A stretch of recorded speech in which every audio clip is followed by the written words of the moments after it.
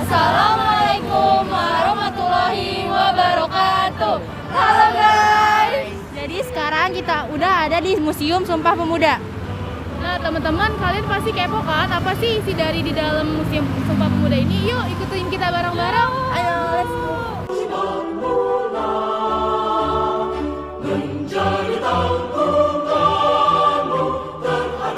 Jadi teman-teman, sebelum kita masuk ke Museum Sumpah Pemuda, kita harus membeli tiketnya terlebih dahulu. Jadi sekarang gue sama Dea udah ada di depan meja pembelian tiket. Pak, harga tiket per orangnya berapa? 2.000. Jadi harga tiket per orangnya itu cuma Rp2.000.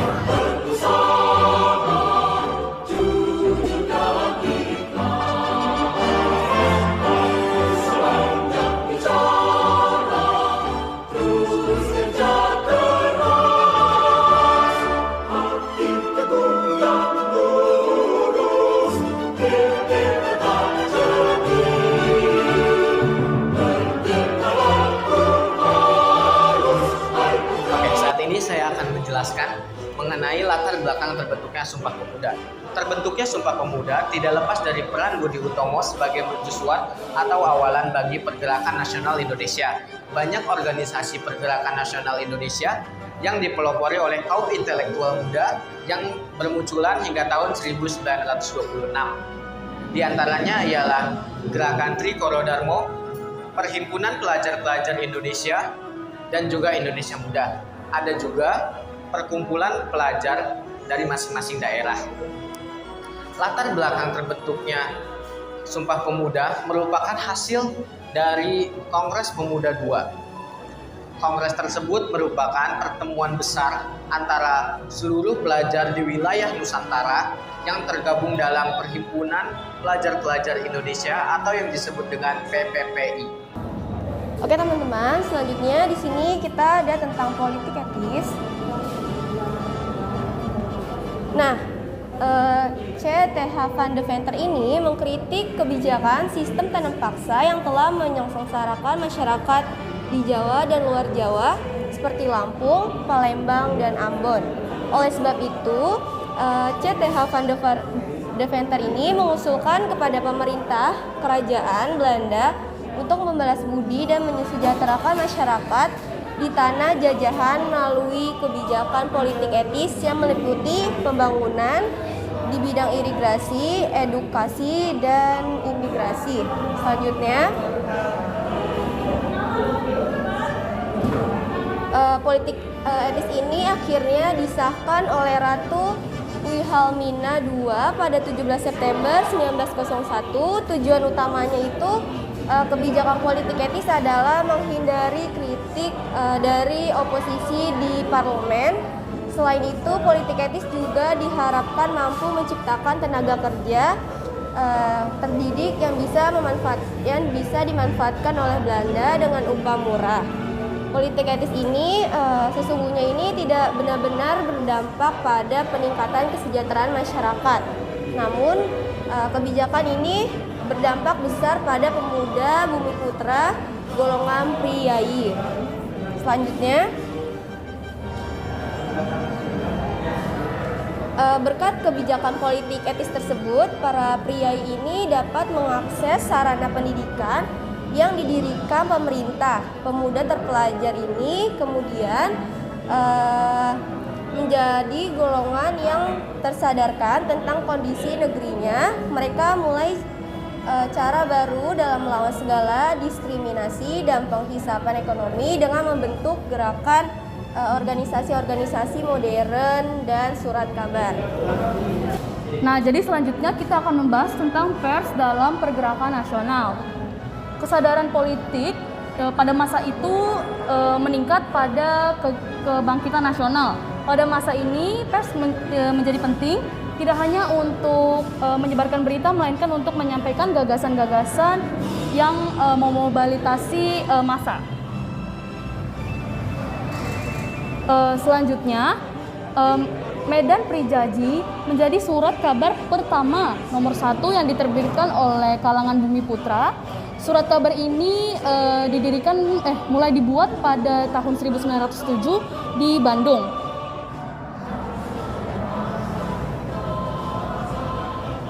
Dan pers ini digunakan sebagai alat perlawanan bagi tempat, contohnya di Sumatera, terdapat Oetosen Melode yang terbit pertama kali pada 1913. Selain itu ada Suara Perempuan yang edisi pertamanya terbit pada 1918.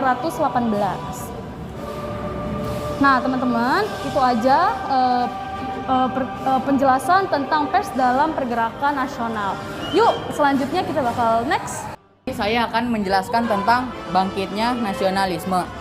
Peristiwa Sumpah Pemuda adalah tonggak bangkitnya nasionalisme modern oleh bangsa Indonesia. Kebangkitan nasionalisme dapat dilihat dengan didirikannya organisasi-organisasi pergerakan nasional seperti Persatuan Bangsa Indonesia, Partai Indonesia Raya, dan lain-lain.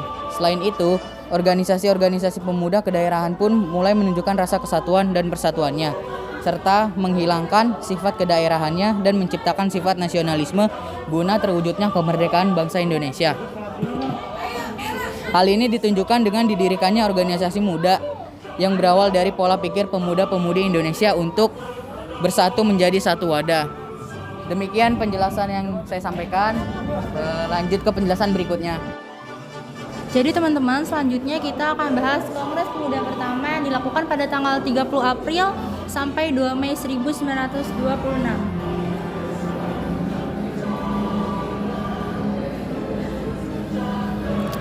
Manifesto Politik tahun 1925 yang dikeluarkan oleh Perhimpunan Indonesia di Belanda menjadi pematik semangat para pemuda di tanah air Indonesia.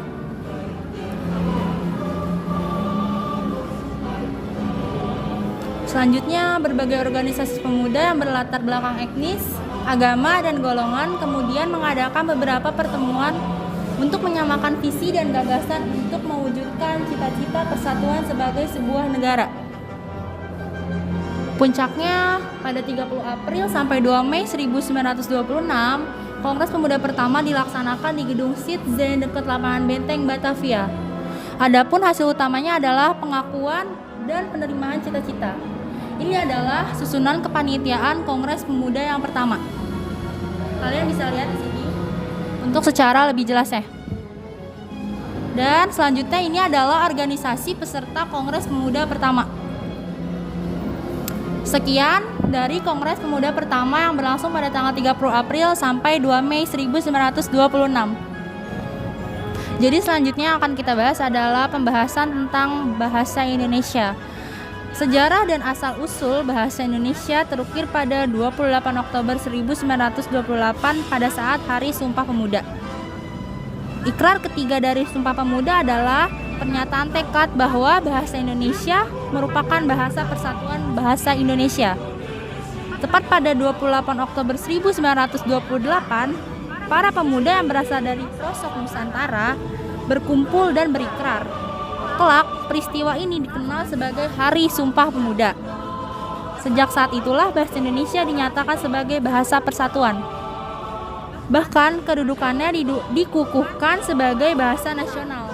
Namun, baru pada 18 Agustus 1945, bahasa Indonesia dinyatakan kedudukannya sebagai bahasa negara. Hal ini dikuatkan lewat Undang-Undang Dasar tahun 1945 yang menyebutkan bahwa bahasa negara ialah bahasa Indonesia. Itulah pembahasan tentang bahasa Indonesia. Nah teman-teman, yang selanjutnya ada di belakang kita adalah Kongres Pemuda kedua yang dilaksanakan di Jakarta pada tanggal 27 sampai 28 Oktober 1928. Nah, Kongres Pemuda 2 ini dipimpin oleh Sugondo Joyo Puspito, yang mana dia itu dari Perhimpunan Pelajar-Pelajar Indonesia atau PPPI. Nah, kongres ini dibagi menjadi 3 rapat umum, di mana pada rapat kedua itu Kongres Pemuda 2 membahas masalah pendidikan. Hasil dari Kongres Pemuda 2 ini juga adalah Ikrar Pemuda yang kemudian dikenal dengan sebutan Sumpah Pemuda. Nah teman-teman, kalau pengen tahu gimana sih cara atau proses persidangan yang dilakukan dalam Kongres Pemuda 2 ini, Kongres Pemuda 2 dilaksanakan di 3 gedung yang berbeda dan dibagi dalam 3 kali rapat. Rapat yang pertama itu pada hari Sabtu, tanggal 27 Oktober 1928 yang dilaksanakan di Gedung Katolike Jong Jongen Lingen Bon atau KJB. Setelah itu Waterloopan atau sekarang yang disebut juga dengan nama Lapangan Benteng. Nah, dalam sambutan ini Ketua PPI Sugondo Joyo Puspito ini berharap Kongres dapat memperkuat semangat persatuan dalam sanubari para pemuda. Rapat yang kedua dilaksanakan tuh pada hari Minggu tanggal 28 Oktober 1928. Nah, pada rapat kedua ini Kongres diadakan di gedung Ostjava Bioskop dan membahas masalah tentang pendidikan. Pendapat ini bahwa anak harus mendapatkan pendidikan kebangsaan, harus pula juga mendapat pendidikan yang seimbang antara pendidikan di sekolah dan pendidikan di rumah. Nah, pada rapat penutupan di gedung Indonesia Klubegeo di Jalan Keramat Raya nomor 106, Sunario menjelaskan pentingnya nasionalisme dan demokrasi selain gerakan kepaduan.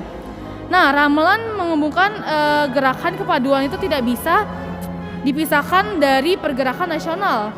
Gerakan kepaduan sejak dini mendidik anak-anak disiplin dan mandiri dalam hal-hal yang dibutuhkan dalam perjuangan. Sekian dari penyampaian saya tentang Kongres Pemuda II. Selanjutnya kita lihat di sebelah.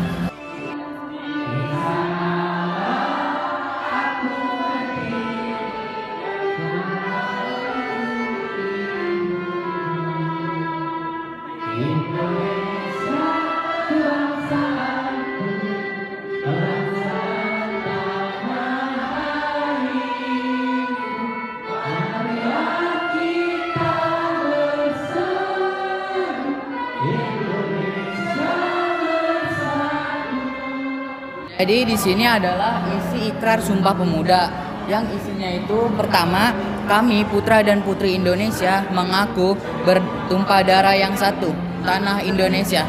Yang kedua, kami putra dan putri Indonesia mengaku berbangsa yang satu, bangsa Indonesia. Dan terakhir yang ketiga, kami putra dan putri Indonesia mengaku bahasa yang satu, yaitu bahasa Indonesia. Nah, teman-teman, gimana videonya? Seru nggak? Semoga setiap video yang kita buat bisa bermanfaat ya bagi teman-teman semua. Saya Lulu Nambarita. Saya Dewa Hyuningsi. Saya Muhammad Fauzan Nirmena. Saya Siti Fadila. Saya Firya Smelia. Saya George Muhammad Gahara. Kami pamit undur diri. Wassalamualaikum warahmatullahi wabarakatuh.